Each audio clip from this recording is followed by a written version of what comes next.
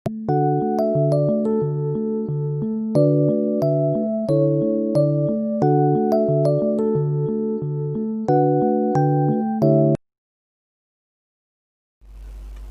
Friends, Amit Sharma नए video के साथ आपके सामने हूँ। पिछले वीडियो में हमने आपको इलेक्ट्रिक फ्लक्स के बारे में बताया था और गॉस थ्योरम का स्टेटमेंट करवाया था। वो इसलिए करवाना पड़ा दोनों एक साथ कि उससे संबंधित जो न्यूमेरिकल्स हैं उनको हम सही ढंग से मैनेज कर सकें, क्योंकि ये एक दूसरे पर ओवरलैप होकर भी आते हैं।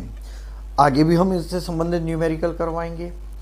आज हम गॉस थ्योरम की उपपत्ति करवाएंगे, मतलब कि गॉस थ्योरम मैथमेटिकल रूप से हम कैसे प्राप्त करते हैं, इसके बारे में जानकारी लेंगे। तो इन सब से पहले हमें एक स्पेशल चीज सीखनी पड़ेगी जो इसमें बहुत ज्यादा जरूरी है, वो है solid angle. Solid angle 11th class का टॉपिक है, पर हम इसे अब दोबारा अच्छी तरह से समझने का प्रयास करेंगे। तो शुरू करते हैं। सॉलिड एंगल, जिसे हम ठोस या घन कोण कहते हैं। अब इसके अंदर हमें मालूम है पहले से ही एंगल क्या होता है। एंगल मतलब इसको हम कहेंगे प्लेन एंगल। यह कहलाता है समतलीय कोण। एक कदम पीछे से चलते हैं जिससे चीजें पकड़ में आ जाए अच्छी तरीके से। प्लेन एंगल, प्लेन एंगल है क्या? आप ये समझिए, कोण बराबर हमारे पास क्या होता है? चाप बटे त्रिज्या। इसको अपने कह सकते हैं angle equal to arc upon radius. इस एंगल को अपने प्लेन कह देते हैं। हम प्लेन एंगल ले रहे हैं, ठीक है नहीं? अब ये है क्या, आप एक तरीके से समझिए, ये 2D के अंदर है। हम इसके अंदर सर्किल लेते हैं, वृत्तीय कोण लेते हैं, सर्किल। हमने ये वाला सर्किल लिया, ठीक है नहीं? अब इस सर्किल की जो रेडियस है ये स्मॉल आर है, ठीक है? अब हमने क्या किया, इसे डेल्टा टी समय में ये यहां से यहां तक गया, इतना एरिया, ये क्या कह रहेगा? आर्क। और इस आर्क के कारण यहां पर जो एंगल बनेगा वो होगा डी थीटा। तो हमारे पास जो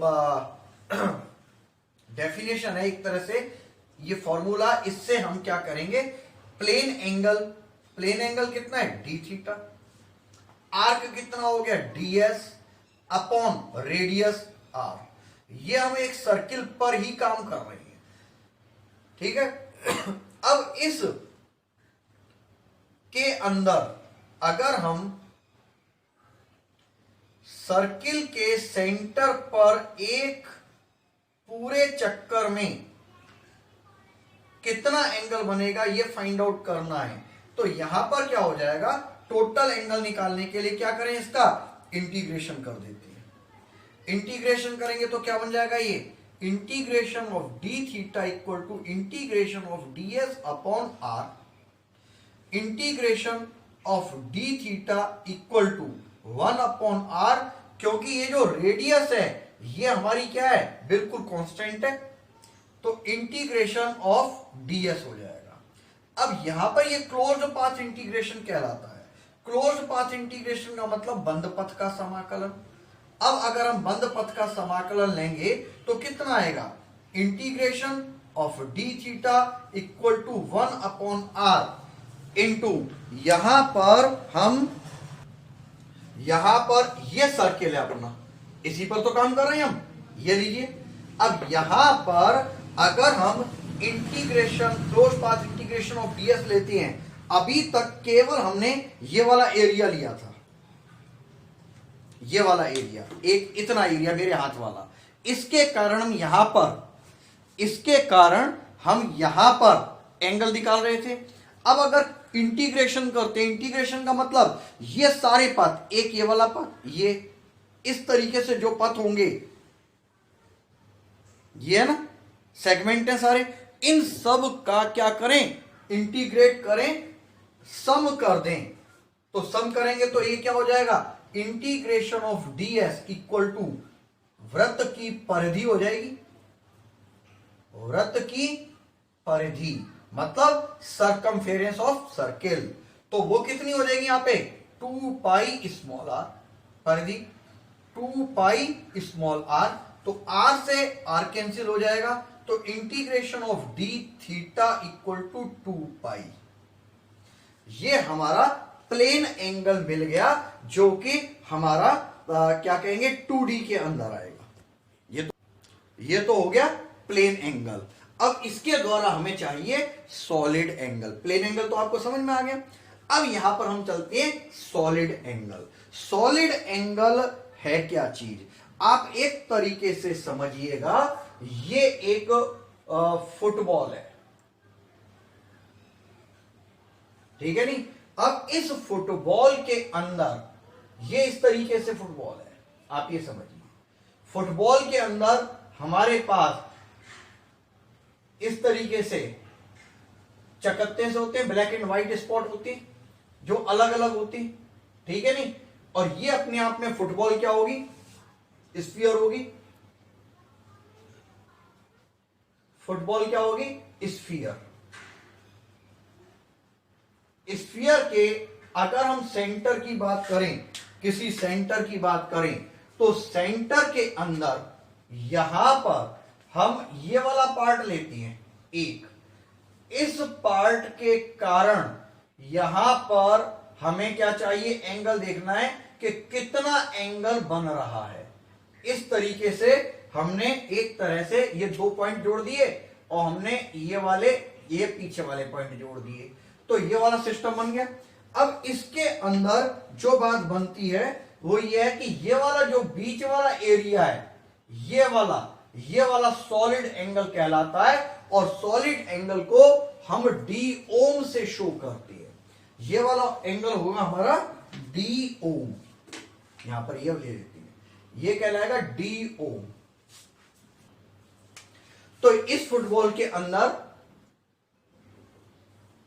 यहां पर हम क्या करते हैं, आपकी सिस्टम को देखने के लिए अब आप एक बात समझिएगा, हम इसी को बाकी सबको हटा देते हैं, केवल एक सेगमेंट लेते हैं। एक सेगमेंट लेंगे तो हमारे पास ये स्थिति होगी फुटबॉल की। एक सेगमेंट में हमने क्या किया था, ये वाला एरिया लिया था, ये वाला, तो एक तरीके से ये हमारा सॉलिड एंगल हो गया या नहीं। ये आपका इसके कारण, इस पूरे पार्ट के कारण हमें सेंटर पे एंगल निकालना होगा। तो इसका हमारा फॉर्मूला क्या होता है, फॉर्मूला होता है ये कहेंगे ठोस कोण इक्वल टू अभिलंबवत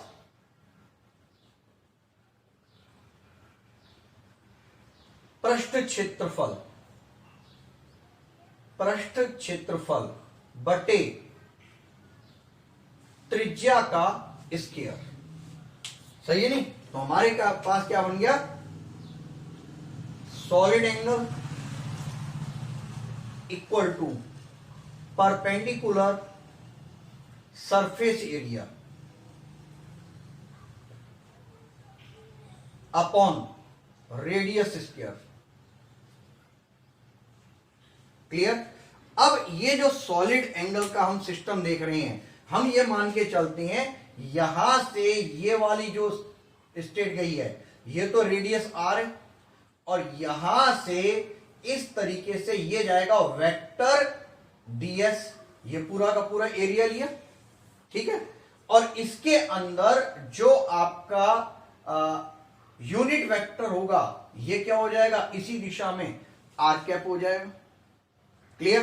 तो अब सॉलिड एंगल को हमने किससे दिखाया, डी ओम से, और सरफेस एरिया क्या हो गया, ds अपॉन आर स्क्वायर। ये हम यहां पर सरफेस एरिया लेकर चल रही हैं और इस सरफेस एरिया से यहां पर सेंटर पे बनने वाले एंगल की बात कर रहे हैं। क्लियर? तो अब हमें चाहिए सेंटर पर पूरे स्फीयर के कारण बनने वाला एंगल। तो अब यहां पर हम क्या करेंगे, इसका इंटीग्रेशन कर देते हैं। इंटीग्रेशन करेंगे तो क्या हो जाएगा, integration of D Om equal to integration of ds upon are square. क्योंकि ये क्लोज्ड पाथ है तो क्लोज्ड पाथ के लिए हम इस तरीके से काम कर सकते हैं। क्लियर? तो यहां पर integration of D Om equal to 1 upon are square, क्योंकि जो फुटबॉल होगी उसकी रेडियस तो सेम होगी और उसके जो ऊपर ब्लैक एंड व्हाइट स्पॉट होंगे वो स्पॉट अलग अलग होंगे। हर एक स्पॉट का हम क्या करेंगे, सरफेस एरिया लेंगे और उन सब का टोटल करेंगे तो फुटबॉल का एरिया आ जाएगा या नहीं। और फुटबॉल क्या है, स्फीयर है। तो हम इसका क्या करेंगे, ये स्मॉल आर क्या हो गया, कांस्टेंट तो बाहर आ गया, इंटीग्रेशन ऑफ डीएस रह गया। तो integration of D Om equal to 1 upon are square, ये क्या हो जाएगा, स्फीयर का एरिया 4 पाई आर स्क्वायर, ये स्क्वायर है। ठीक है नहीं, 4 पाई आर स्क्वायर होने के कारण क्या हो गया, आर स्क्वायर से तो आर स्क्वायर कट गया, तो डी ओम इक्वल टू 4 पाई। तो ये सॉलिड एंगल हो जाता है। कब होता है ये सॉलिड एंगल, जब डीएस और कैप दोनों एक ही डायरेक्शन में होती हैं। यूनिट वेक्टर और डीएस दोनों के दोनों एक ही साइड में पाए जाते हैं। ये वाला जो फॉर्मूला लिया था, इसके अंदर स्फीयर ये पूरा सिमेट्रिकल है। सिमेट्रिकल का मतलब क्या हुआ, इसकी जो रेडियस है वो सभी तरफ से क्या हो जाएगी, बिल्कुल इक्वल हो जाएगी। यहां पर देखेंगे इस तरीके से इक्वल है, सेंटर एक ही है और जहां पर भी ये रेडियस है सब जगह सेम है। अब अगर असममित आकृति होती है, ये क्या हो गई, सममित आकृति। स्फीयर अपने आप में कैसी है, सममित आकृति होती है। अगर एसिमेट्रिकल फिगर आती है मतलब असममित आकृति आती है जिसकी कोई सिमेट्री नहीं होती, जैसे मान लिया ये वाली कोई है, ठीक है नहीं। अब इसके अंदर ये हमने लिया पॉइंट, यहां पर हमने एक ये फिगर ले ली। अब यहां से इस सेंटर को मिलाया हमने, तो एक इसके ऊपर वाली बॉडी और ये वाली नीचे वाली, इन दोनों को मिलाने पर ये वाला जो एरिया होगा ये कहलाएगा डी ओम। अब यहां पर क्या होता है कि यहां पर ये तो आपकी डीएस हो गई और ये इसका आपका एन कैप हो गया। ये दोनों अलग अलग डायरेक्शन में जा रही हैं, तो हम इसे क्या करते हैं, सेम डायरेक्शन में रखने के लिए यहां से हम परपेंडिकुलर डालेंगे, तो ये क्या हो जाएगा आपका डीएस कॉस थीटा, क्योंकि इन दोनों के बीच में थीटा एंगल बन रहा है। क्लियर? तो अब अगर हमें इसका सॉलिड एंगल निकालना है तो सॉलिड एंगल क्या हो जाएगा, सॉलिड एंगल हो जाएगा perpendicular surface area, perpendicular surface area upon radius square. तो सॉलिड एंगल डी ओम, सरफेस एरिया। अब यहां पर इस साइड में सरफेस एरिया कौन सा है, परपेंडिकुलर सरफेस एरिया। परपेंडिकुलर तो ये वाला ही है, ये वाला बिल्कुल सीधा जा रहा है, इस पॉइंट से ये वाला परपेंडिकुलर है। आप ये समझिए ये परपेंडिकुलर एरिया कहलाएगा। यहां से यहां तक की डिस्टेंस कितनी है, आर, और ये इस पॉइंट पर क्या हो रही है, परपेंडिकुलर हो रही है पी पॉइंट पर। तो ये क्या हो जाएगा आपका D S cos theta upon are square. अब अगर पूरी फिगर के कारण सेंटर पे एंगल देखेंगे तो closed path integration of D Om equal to close path integration of D S cos theta upon are square. तो अब ये क्या हो जाएगा आपका, integration of D S cos theta upon are square equal to integration of D ओम।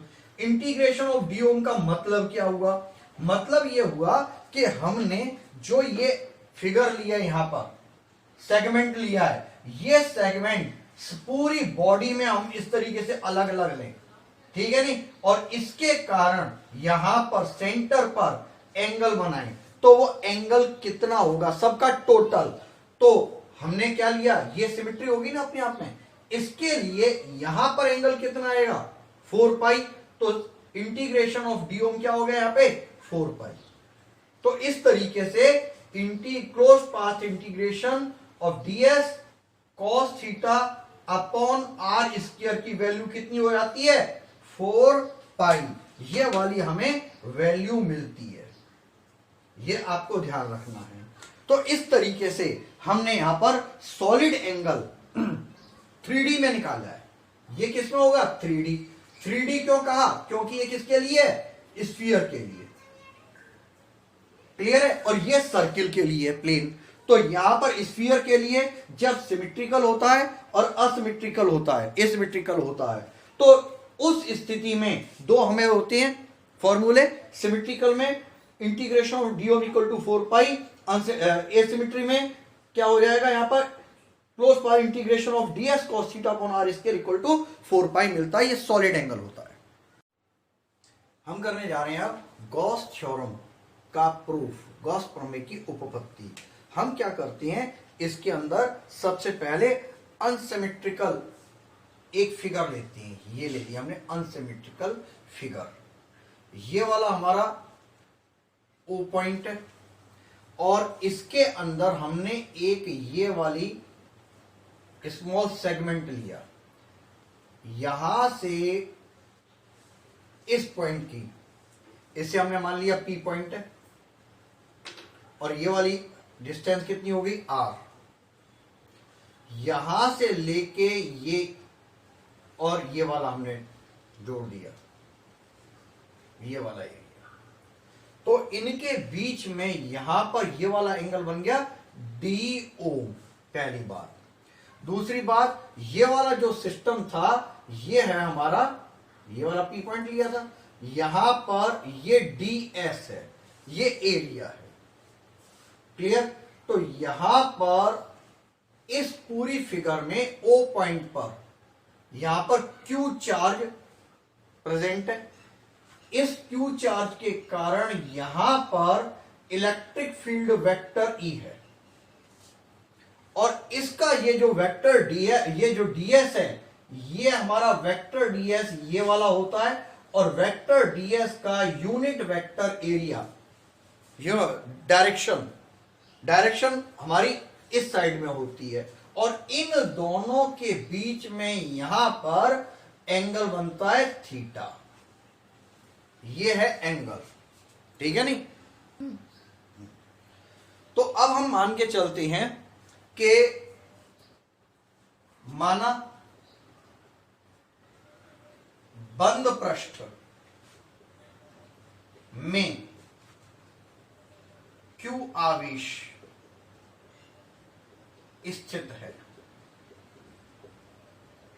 इससे small are दूरी P पर ई व डीएस में कोण थीटा है, अतः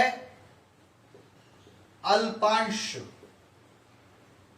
डीएस से निर्गत फ्लक्स, निर्गत अल्पांश डीएस है, ये सेगमेंट है, तो क्या हो जाएगा D phi equal to vector E dot vector D S, भाई डीएस के लिए डी फाई हो जाएगा, क्लियर। और पॉइंट चार्ज के कारण यहां पर इलेक्ट्रिक फील्ड क्या होगा, क्योंकि वेक्टर E इक्वल टू क्या हो जाएगा, k q upon are square r cap. तो यहां पर हम मान लेंगे डी फाई इक्वल टू के q upon are square r cap dot vector ds. तो अब डी फाई हमें डी फाई पे काम करना है। डी फाई इक्वल टू के क्यू अपॉन आर स्क्वायर। अब जरा देखेंगे r cap dot vector ds, ये हमारा हो गया a vector a dot vector b equal to A B cos theta. तो आर कैप का मैग्नीट्यूड कितना होगा, एक वेक्टर डीएस का मैग्नीट्यूड डीएस, इन दोनों का एंगल कॉस थीटा। तो इसकी जगह R cap dot vector D S की जगह क्या आ जाएगा, डीएस कॉस थीटा। तो अगर हम इसे अपने हिसाब से सिस्टम में लाएं तो डी फाई अलग कर दें, यहां पर आ जाएगा आपका K Q D S cos theta upon are square. अगर हम कंप्लीट फिगर में से निकालें तो क्या करेंगे, electric flux outgoing electric flux निकालें, d phi closed path integration of closed path integration k Q D S cos theta upon are square, then closed path integration of D phi equal to के q बाहर निकाल दिया, closed path integration d S cos theta upon are square. और अभी अभी हमने एक बात की है, closed path integration of D S cos theta upon are square equal to कितना होता है, 4 पाई। तो यहां पर ये जो हमारा मान प्राप्त हुआ है डी फाई का, यहां पर क्लोज्ड पाथ इंटीग्रेशन तो क्या बन जाएगा, ये फाई इक्वल टू के क्यू, इस पूरे का मान कितना आ जाएगा, 4 pi, because K equal to कितना होता है, 1 upon 4 pi epsilon naught, then phi equal to 1 upon 4 pi epsilon naught into 4 pi, then 4 pi से 4 पाई गया, phi equal to 1 upon epsilon not.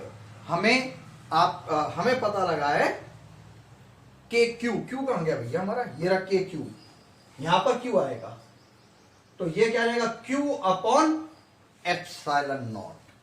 तो इस तरीके से जब किसी फिगर के अंदर एकमात्र आवेश क्यू होता है तो उसके कारण इलेक्ट्रिक फ्लक्स फाई मिल गया। अभी भी हमने गॉस थ्योरम प्रूव नहीं किया है, हमने केवल एक पॉइंट चार्ज के कारण ही यह बात निकाली है। अगर यदि परिबद्ध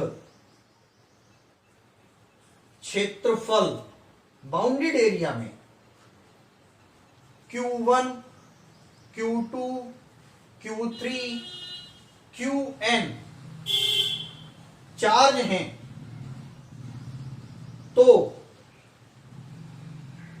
परिबद्ध बाउंडेड एरिया, परिबद्ध क्षेत्रफल से आउटगोइंग फ्लक्स, निर्गत फ्लक्स, ये वाला हमने इक्वेशन फर्स्ट लिया, इक्वेशन फर्स्ट से देखो जरा, जब Q था तो फाई बराबर Q बटे एप्सिलॉन नॉट, और जब Q1 है तो क्या हो जाएगा, यहां पे यहां पर हम लेकर चलेंगे फाई 1 इक्वल टू Q1 बटे एप्सिलॉन नॉट इसके द्वारा। अब जब फाई 2 है तो क्या हो जाएगा, Q2 बटे एप्सिलॉन नॉट, फाई 3 है, Q3 के कारण फाई 3 बराबर Q3 बटे एप्सिलॉन नॉट। इस तरीके से जाएंगे, फाई n बराबर Qn अपॉन एप्सिलॉन नॉट। सही है नहीं, फाई क्या है, इलेक्ट्रिक फ्लक्स, और ये कैसी क्वांटिटी है, स्केलर क्वांटिटी है, और स्केलर क्वांटिटी क्या होती है, एल्जेब्रिक सम के इक्वल होती है। अतः कुल टोटल आउटगोइंग फ्लक्स, निर्गत फ्लक्स कितना होगा, एल्जेब्रिक सम के बराबर, phi 1 plus phi 2 plus phi three plus phi N. तो यहां पर क्या बात मिल जाएगी हमें, phi equal to Q1 upon epsilon naught, Q2 upon epsilon naught, Q3 upon epsilon naught dot dot Qn upon epsilon naught. Then phi equal to 1 upon epsilon naught common, Q1 plus Q2 plus Q3 plus dot dot Qn। तो five बराबर 1 upon epsilon not, ये क्या हो जाएगा, summation Q। तो ये वाला हमारा हेंस प्रूफ, ये हमारा बन जाता है गॉस थ्योरम। हमारा क्वेश्चन बनता है गॉस के नियम से कूलाम नियम की प्राप्ति। हम क्या करते हैं, माना बिंदु आवेश पॉइंट चार्ज लिया Q को केंद्र मानकर स्मॉल r त्रिज्या का गॉसीय पृष्ठ बनाते हैं। इसका मतलब क्या हो गया, हमने ये तो लिया पॉइंट चार्ज Q, इसके चारों ओर ये गॉसीय सरफेस लिया हमने जो स्मॉल r रेडियस का है, ठीक है नहीं, यहां से यहां तक स्मॉल r रेडियस है। अब हमने क्या किया, यहां पर एक ds सेगमेंट लिया, इस सेगमेंट से ये तो इसका परपेंडिकुलर है, position vector, vector ds area vector हो गया, और ये इसका इलेक्ट्रिक फील्ड हो गया वेक्टर E। ये दोनों के दोनों पैरेलल हैं, यानी कि थीटा इक्वल टू 0 डिग्री पर है, ठीक है नहीं। तो गॉसीय पृष्ठ बनाते हैं, इस पर अल्पांश ds लेते हैं, इससे निर्गत फ्लक्स ये क्या हो जाएगा, d phi vector E dot vector ds। Clear. अब यहां पर संपूर्ण पृष्ठ से निकालें, संपूर्ण पृष्ठ से निर्गत flux integration of D phi integration of vector E dot vector ds। अब यहां पर देखेंगे vector E parallel vector ds यहां पर, तो थीटा इक्वल टू 0 है, सही है नहीं। तो यहां पर क्या हो गया, phi equal to e ds cos 0 degree, integration हो गया आपका close path, phi equal to e बाहर आ गया, क्लोज पाथ इंटीग्रेशन ds, क्योंकि क्लोज पाथ इंटीग्रेशन ds ये हमारा क्या था, गोलाकार पृष्ठ था। तो गोलाकार पृष्ठ का क्षेत्रफल क्या हो जाएगा, 4 पाई r स्क्वायर। तो फाई बराबर E into 4 pi r square, ये हमारा इक्वेशन फर्स्ट हो गया। क्लियर यहां तक। अब हम लेते हैं, ये तो था इलेक्ट्रिक फ्लक्स, फ्लक्स के लिए हमने काम किया था। अब हम करते हैं गॉस प्रमेय से। गॉस प्रमेय से क्या प्राप्त होता है, phi equal to 1 upon epsilon naught गुणा बाउंडेड चार्ज परिबद्ध आवेश, हम ये लेकर चलते हैं। बाउंडेड चार्ज कितना है यहां पर, 1 upon epsilon naught into Q, ये दूसरा क्वेश्चन इक्वेशन हो गया। दोनों फाई हैं, तो इक्वेशन 1 व 2 से क्या हो जाएगा, ये आ गया आपका, यहां पर मान रख दें E into 4 pi r square equal to 1 upon epsilon naught into Q. Then E equal to 1 upon, ध्यान से देखिएगा, ये 4 पाई इसके साथ पहुंच गया, 4 pi epsilon naught Q upon R square, ये वाला हमारा इलेक्ट्रिक फील्ड मिल गया। क्लियर। अब हम क्या करते हैं, यदि स्मॉल q से स्मॉल r दूरी पर परीक्षण आवेश Q नॉट है, तो इस पर कूलाम बल कितना लगेगा। कूलाम बल क्या होगा, F equal to Q naught E होगा या नहीं। ये वाली होगी हमारी इक्वेशन नंबर 3। इक्वेशन 3 से मान रखते हैं, इक्वेशन 3 से F equal to Q naught into ये मान रखेंगे 1 upon 4 pi epsilon naught Q upon R square.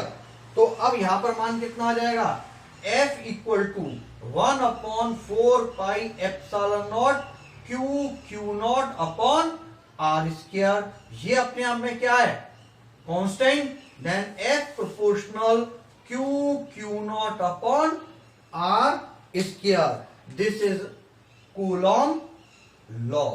हमने क्या चाहा था, गॉस नियम से कूलॉम नियम की प्राप्ति। गॉसियस सरफेस लिया पॉइंट चार्ज के चारों ओर, पॉइंट चार्ज के चारों ओर गॉसियस सरफेस से इलेक्ट्रिक फ्लक्स निकाला।